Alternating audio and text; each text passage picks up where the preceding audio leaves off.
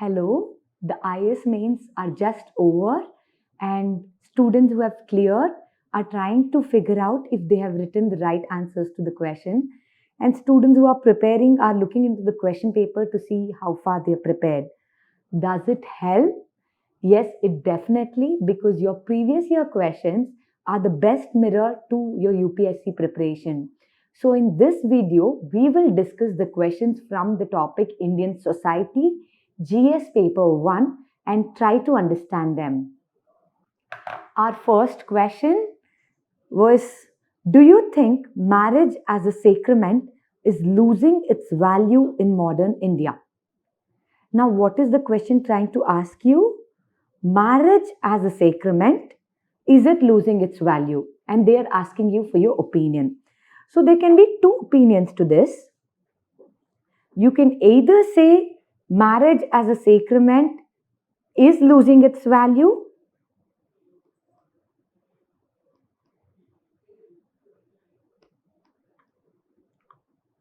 or you can have arguments to support marriage as a sacrament is not losing value. So what have I done? I have tried to understand the question. What is the question asking? The question is asking marriage as a sacrament, is it losing its value? So the answer could either be is losing value or is not losing value. Now what we will do is we will try to generate points for these, because it is very much possible that you would have not prepared for this question per se. So let us quickly try to generate points. Now in generating, understand the question is not asking on marriage as an institution. The question is asking marriage as a sacrament. So you should first know, what does marriage as a sacrament mean? Marriage as a sacrament means there are rituals and ceremonies attached to a marriage.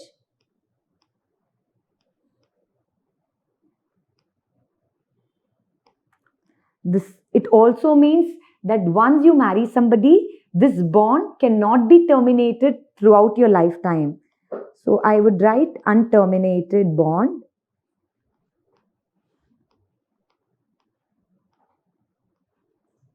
And the third, in Indian society, marriage is seen as an institution by which a man and woman can live together and then have children together. So it's a way of institutionalizing family. So marriage institutionalizes, it's institutional for living together and having children.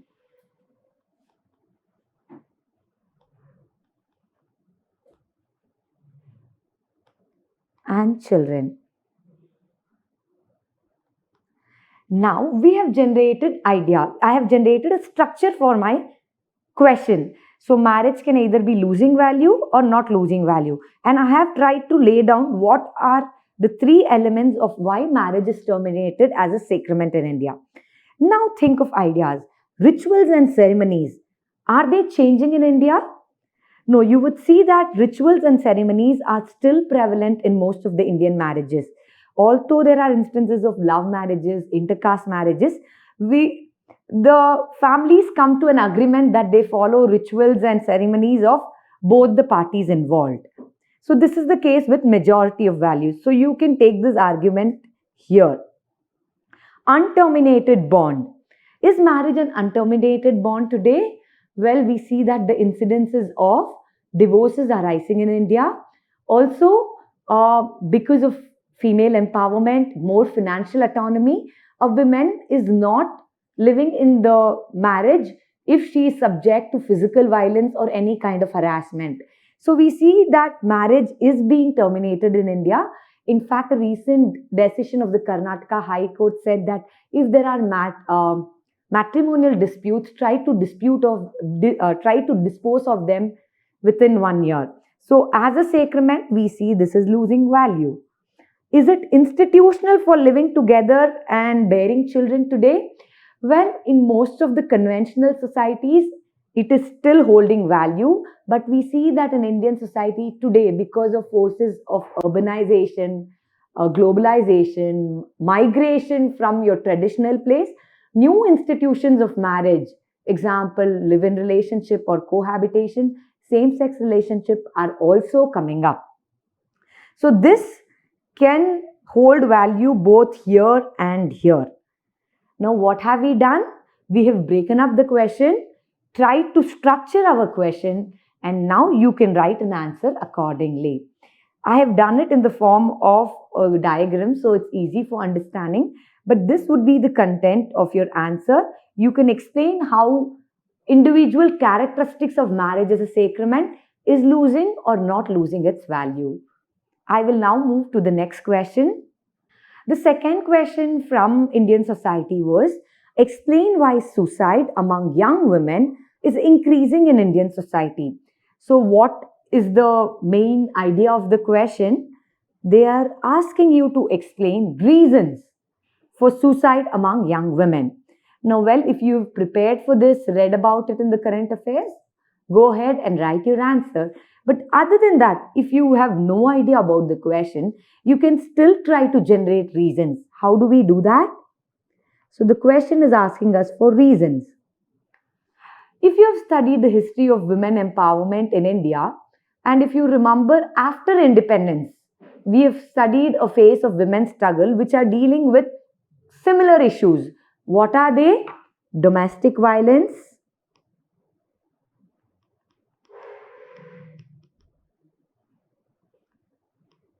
dowry, bride burning,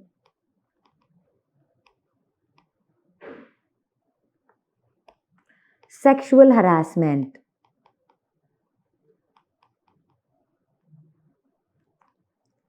In fact, another way to generate these points is, let us say nothing is clicking you at that point in the exam.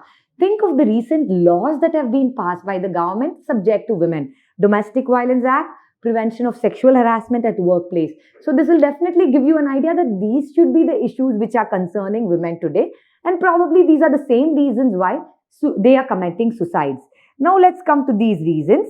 Domestic violence. So what do we understand?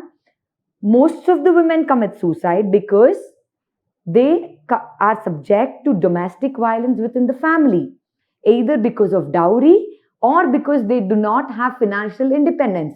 They are dependent on the men. So, either under the garb of alcohol or because of work pressure on the male members, women are subject to domestic violence. There are other reasons as well. There's a preference for a male child in a family. So, there's a lot of pressure built on a young woman to give birth to a male child, and until she give birth she might be subjugated to consecutive pregnancies. Burdened by this, a woman might commit suicide or take her own life. Also, dowry deaths, we've seen that in spite of this amount and magnitude of social changes which have happened, dowry is still a factor which is prevalent, especially in the rural societies and the caste society. It's a matter which could force a young woman to commit suicide. Bride burning, because of love marriages, intercaste marriages in the rural areas, we have seen that young women are committing suicide. Sexual harassment. Today, women, because of urbanization and globalization, are stepping out to work. We know that our cities are still not very safe for women, and the incidents of crime and harassment are rising up. So, maybe subject to some violence, she could commit suicide. This could also be a reason. Now, I will also give you another way to generate points. Can we look at some of the previous year questions? 2014, there was a question which asked, how does patriarchy impact a middle class woman? So, if you would have prepared an answer to this, you would have seen that patriarchy puts a middle class woman in a dual role. She has to now not just manage her job, but also take care of the familial responsibilities of old people at home, of children at home, and the household chores. So, this might increase the pressure on women, and maybe this could be a cause for suicide. There was a question in 2015 on impact of globalization of women. So if you've written any negative impact there, you could use the same points here to substantiate your answer. So I'm doing this just to reinforce the point that if you have been looking into the concept given by the previous year questions and generated answers for them. This will definitely help you to solve the next year's question. We will look at the third question. Child cuddling is now replaced by mobile phones. Discuss its impact on socialization of children. So the question is asking you to discuss impact. Impact can always be positive or it could be negative. So what would we discussing in the, what is the question asking you to write? Some positive impact, some negative impact of what? Child cuddling replaced by mobile phones. So we have to first decode the term child cuddling. By child cuddling, what can you think of? Let us quickly go and generate ideas. Child cuddling, what does it mean? It means some acts of physical touch.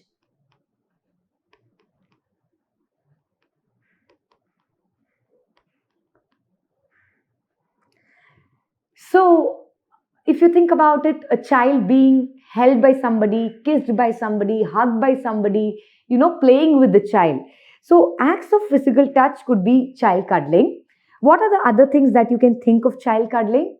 Probably singing to the child or speaking to the child. So, we would say talking or singing to the child, acts of talking or singing to the child. Then, what other could you think in child cuddling? We could also talk about teaching our culture and values. So, through all these values, when you are interacting with a child right from his childhood, you are trying to imbibe your culture and your values. So, teaching values and culture. And education, as such, can also be a part of child cuddling. You've remembered ever since you were a child, your mother would sing some rhymes from the school, so and teach you ABCD in a ABCD or the basic rhymes like Johnny Johnny yes Papa. So through child cuddling, we also were getting educated.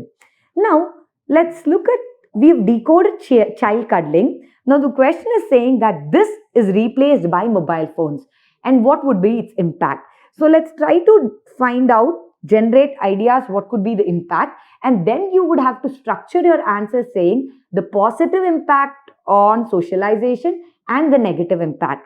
Now, if the acts of physical touch is replaced by mobile phones, what happens? The child loses an opportunity to differentiate between good touch and bad touch.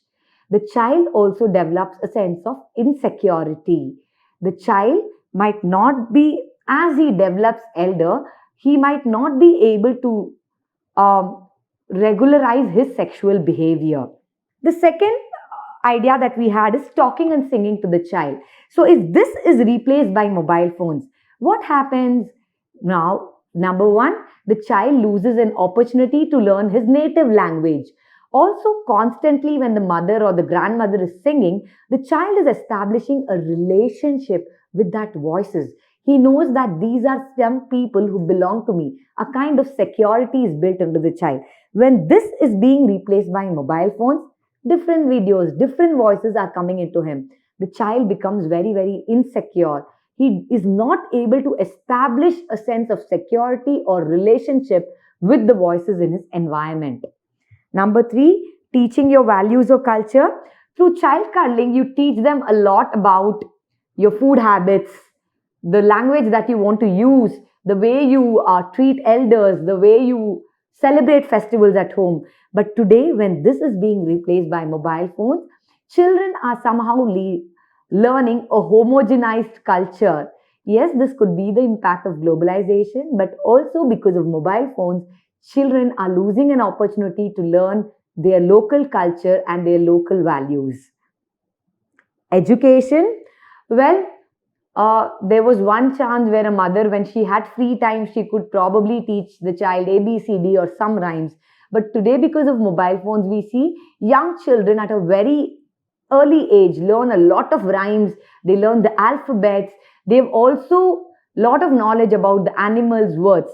So, in a way, this is a positive impact because a lot of learning, which should rather happen in a preschool or a school, happens at home itself. The child learns a lot of universal language, that is the English vocabulary, and a lot of concepts are also open to the child. Now, with these ideas, can you go about writing an answer?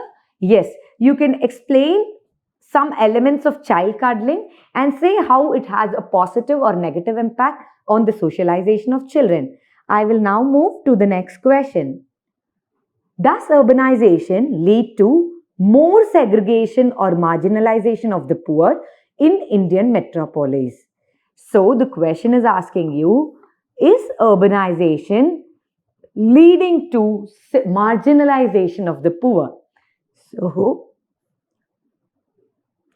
So your answer can again, let me try to decode the question and generate ideas. Then we will come to structure.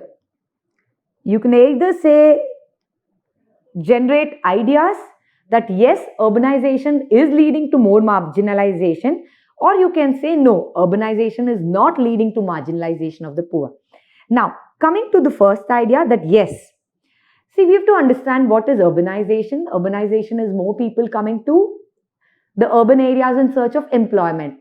In India, we have a case of pseudo or over urbanization, which means that the degree of jobs created in the urban sector is not proportionate to the degree of people who are migrating from rural to urban areas.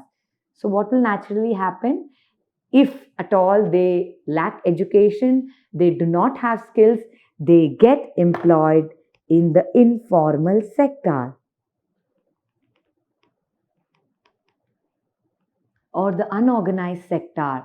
So the urban poor as such, if you look at their characteristics, now they have moved to the urban city where cost of living is higher because they have to pay for basic amenities for like water and food, which was otherwise free or available at a very minimal cost in their rural areas.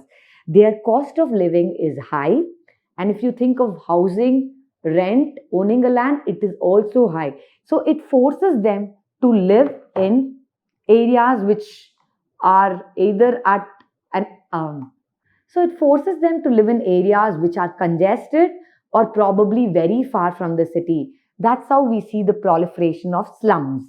So these are some of the ideas. Let's say slums, housing and slums. So through these ideas, you can go ahead and say that urbanization is leading to more segregation of the poor in the Indian metropolis. You can also take a view that it is not leading to segregation, although the relative percentage is less, but there is an idea which can be discussed here also. Generally, we see that people who are moving from rural to urban areas are moving because of a push to not be recognized on the basis of caste. What I'm telling, when you live in a village, you are always identified with your caste and your social status is low, irrespective of your education or employment.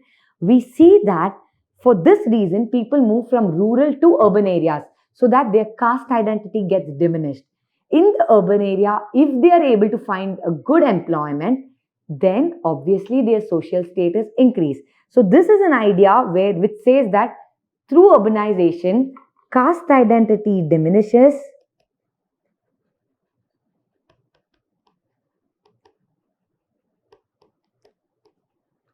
and his social status increases. But again, this happens only for those people who find a better education and employment.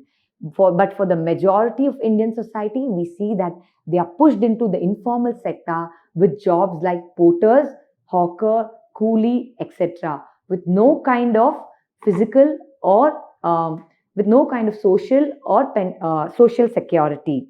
In fact, if you take the case of urban poor, they have further additional problems like health issues, living in substandard areas, poor quality of food and drinking water, lack of sanitation facilities. So you can go ahead and say that urbanization does lead to marginalization of poor.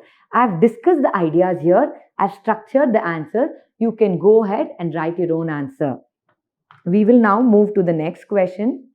Okay, before that, look at this. There are some previous year questions on urbanization. If you've prepared an answer, you will be in a much better position to write this answer. 2013, social problems of urbanization. 2015, a question on trends of labor migration. So probably if you're prepared, you will know the reasons and what are the difficulties the labor is facing. The next question is, why is caste identity in India both fluid and static? So let's go through the question again. Why is caste identity both fluid and static? So caste, the fluid nature and the static nature. You have to now first try to generate ideas. How is caste fluid? Caste is fluid. We are seeing that in terms of education, because of education opportunities. Because of education, we see that today an individual is exposed to a lot of opportunities. So it is not really based on his birth or his caste. He's taking up different opportunities. Even his employment, he's now open to a lot of avenues of employment. We see that the rituals of caste are no more in public sphere, but they have come down to domestic sphere. And where is caste static? Caste is still prevalent in politics. Now it is no more a divisive factor like it was the regional politics in 1967. Today we see that political parties are calculating caste equations, unifying certain caste groups so that they have a good vote bank. But it is still prevalent. And we also see in the economic sphere, caste is still prevalent. There are some recent studies which say that even today 90% of the jobs, all top managerial posts, are held by people of particular caste. The top businessmen still belong from the people of particular caste. Now, we are trying to see that how caste is fluid and how caste is static. Now, the question is asking you why? What are the reasons for caste being both fluid and static? Now, you can go ahead and discuss. The reasons why caste is changing, fluid, is because urbanization, globalization, increase in the opportunities of education, more migration of people from their rural areas to urban areas. So these are some of the reasons why caste is becoming fluid. Also, if you look at the social changes, intercaste marriages, I wouldn't say intercaste marriages are totally replacing the current marriages, but incidence and number is increasing. So these are some of the reasons why caste is fluid. Caste static. So you can also discuss marriage here, because endogamy as a concept is still prevalent in India. Today also, if you look at the matrimonial advertisements in the major newspaper, profiles are listed by religion and caste. So why is this static? You could say reasons like the benefits of urbanization, globalization have not gone uniformly to all sections of Indian society. It was the educated or the upper class who already had a social and an educational capital. They were the ones who took the benefits of all these opportunities first. So for that class of people, caste has become irrelevant. But for the lower section of the caste pyramid, they had no other capital. They neither had a social capital, neither they had the educational capital. They were not able to participate in the process of development. Now, when the inequalities have widened, for them, caste is the only capital that they have. So that is why caste identity is still static in Indian society. All right. So we have tried to structure, generate ideas. With this, you should go ahead and write your answer. Reasons why caste is fluid, reasons why caste is static in India. You can give examples of how caste is fluid, how caste is static, and then go ahead and give your reasons. Again, if you look at previous year questions, you will definitely have a direction on what UPSC is wanting to ask. 2015 says, are the contemporary movements of Dalit identity working towards annihilation of caste? Are they moving towards annihilation of caste or are they not? 2020 question was asking you, has caste lost its relevance or is it still prevalent? So if you would have generated points for this, you would be in a much better position to answer the question of mains 2023. The point that I'm trying to drive is previous year questions are a mirror to your UPSC preparation. Try to understand the question, its theme, try to break the question, structure it, write an answer, generate more and more points. They will definitely help you in the next year's exam. Now, I will move to the last question. Now, I will move to the last question from Indian society. Discuss the impact of post-liberal economy on ethnic identity and communalism. When we say post-liberal economy, what are we referring to? It's globalization.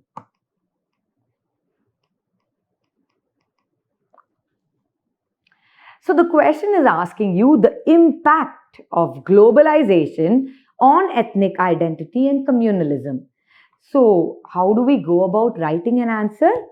I think if you have to generate ideas, we can probably think of some of the features of globalization, features or impact of globalization, and then we can try to link it to ethnic identity and communalism. See, this is a question from UPSC where they have tried to link three different topics from your syllabus. Globalization, ethnic identity, you can link it to regionalism. So globalization, regionalism, communalism. Question is asking you to interlink all the three topics. So now let's look at some of the features of globalization and then try to see if we are able to generate some ideas. See, some of the features of globalization were opening up of the market, the government trying to remove the protectionist measures, the government trying to cut down on social expenditure, and our local producers being totally open for competition from the foreign trade and companies. So these are the features of globalization. And some other features are, along with globalization, in fact, the reason why globalization happened was there was a revolution in information communication technology and there was a revolution in the transport system. How has it impacted ethnic identity and communalism? We have to understand when the market was opened up, a lot of opportunities came, but these opportunities were not taken equally by different groups. Why? Because, see, we are a very diverse country, and every community, every region for that matter, has a different level of social and cultural capital. It is not evenly distributed. So, what we could say, there are regional variations, there are social variations in terms of the capacity and the capital that different communities and regions had. So, some communities prospered, taking the benefits of globalization, some communities did. What the resultant was, there was widespread inequalities. When inequalities spread between communities, or when a sense of deprivation spreads between communities, ethnic identity or feeling becomes stronger. We see regional aspirations rise, regional movements rise. We see that when this happens between two groups of different religions, communal feeling arises. So you can take this idea to go ahead, write your answer. You can quote examples of recent communal riots after 1991. Let's say the Assam violence, the Muzaffarnagar riots, the recent Delhi riots of 2020. And to quote some examples of ethnic clashes, you can say about the clashes happening in Northeast, the Manipur violence. You can also talk about some regional aspirations for in the Darjeeling area of how globalization has not created equal benefits and equal opportunities for all the sections and regions of Indian society, and how it has led to these movements. I have given you the overall idea of the question. With this, you can go ahead now, structure your answer and write.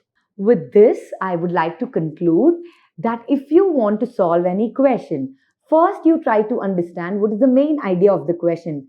If you're not able to still arrive at a solution, then try to decode the words and stick to the objective of what the question is asking you. On those lines, try to generate points, ideas, and then try to write a structure. I hope this was helpful. Thank you.